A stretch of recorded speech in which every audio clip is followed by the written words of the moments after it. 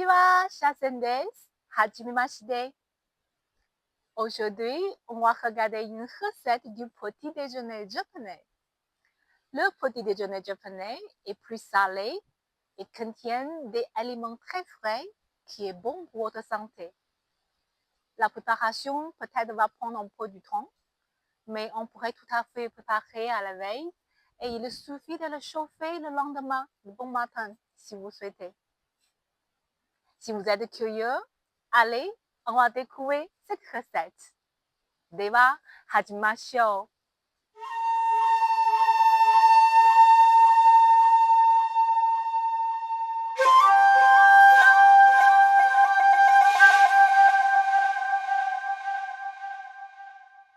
Ok les amis, ici dans la cuisine, avant d'entrer dans la cuisson, j'aimerais vous montrer ces condiments typiquement japonais dont vous avez besoin pour cette recette. Mais peut-être vous avez du mal de trouver ces condiments dans les grandes surfaces.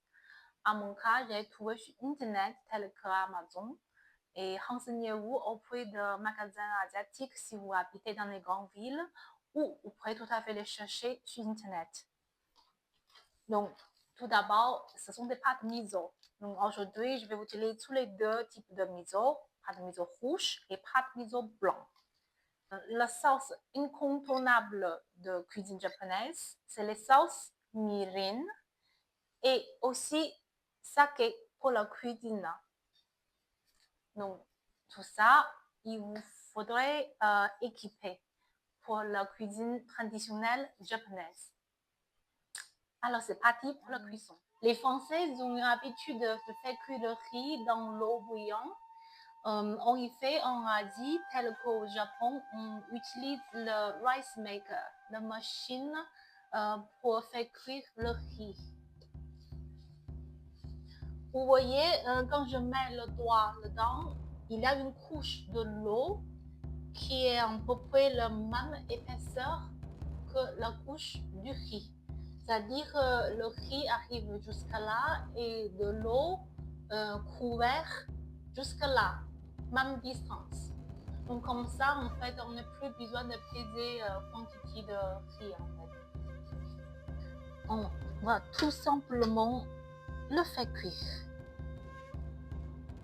Voilà, ça va prendre à peu près 30 ou 40 minutes. Entre-temps, on va préparer les autres choses. Quand le riz est en train de faire cuire, on va préparer le soupe miso. Le soupe miso fait partie du petit déjeuner japonais traditionnel. Donc, sans cette soupe, on ne peut pas appeler c'est un petit déjeuner japonais. Non, non, non, c'est très important le soupe miso. Allez, c'est parti. On va couper le ciblette grossièrement.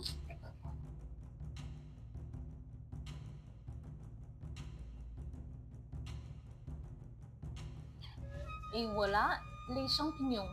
On va les couper.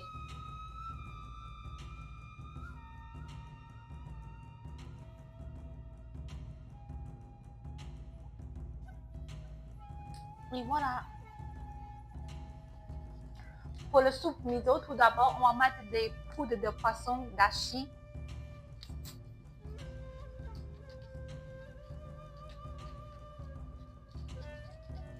Voilà, ça donne une base de goût, umami.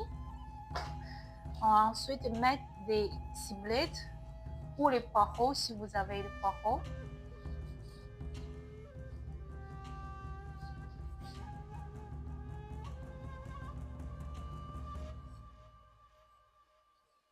Et les champignons.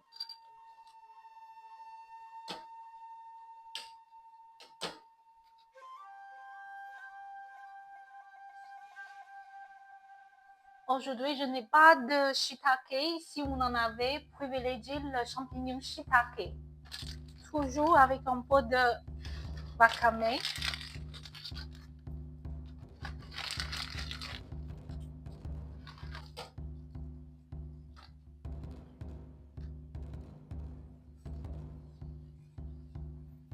Maintenant, à la fin de cuisson, on va mettre des pâtes miso rouges. C'est important de retenir qu'on va les mettre à la fin de cuisson, pas au début, pour éviter d'éduire son côté nutritif.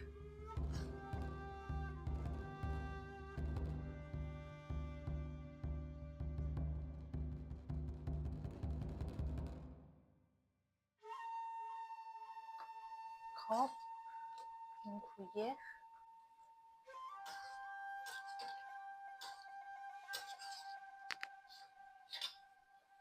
Voilà, la soupe miso est prête. On va préparer l'accompagnement. Maintenant, on va préparer un plat d'accompagnement. Et aujourd'hui, je vous propose les pommes vertes sautées à la miso blanc. Voici ces deux pommes vertes déjà coupées à la main et de l'ail coupé très finement. J'en ai 4 l'ail. Et une étape très importante, c'est de préparer la sauce. Et voici, j'ai le pâte miso blanc. Et je donne 2 cuillères à soupe.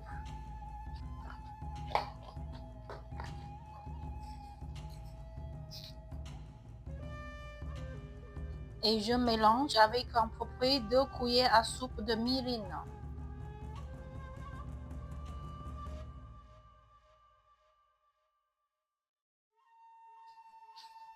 Lorsque le poêle est chaud, on va mettre un peu d'huile.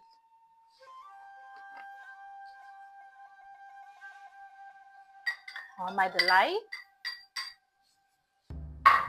Un bon saveur de base.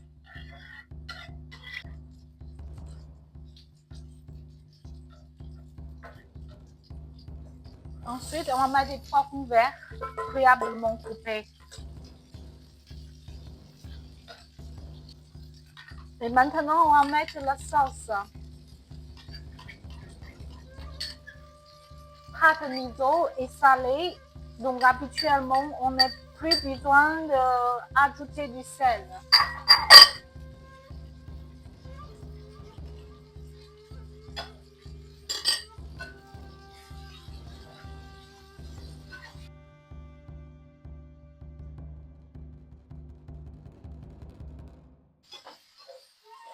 Et voilà, les pommes vertes sautées au miso blanc est prêt. Maintenant, on va préparer un autre plat. C'est des omelettes aux carottes. Donc, j'ai 4 carottes coupées dans la main et 6 œufs. Il faut battre. Lorsque le poêle est chaud, on va mettre un peu d'huile. On va mettre les carottes coupées.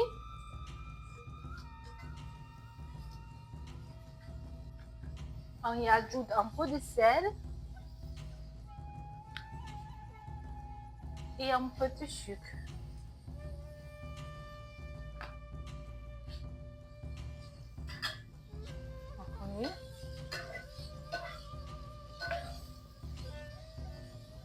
Ensuite, on va mettre le poudre de poisson dashi qui est très connu dans la cuisine traditionnelle japonaise.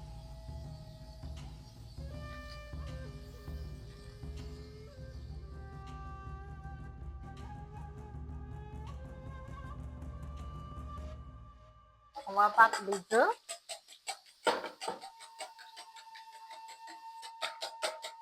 Et on y ajoute très doucement.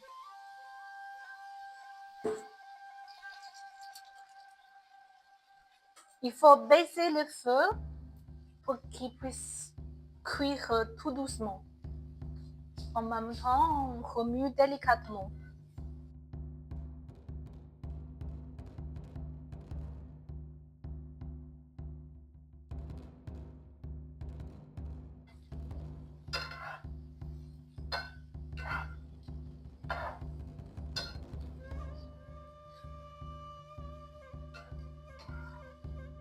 Maintenant, on va mettre dans les assiettes.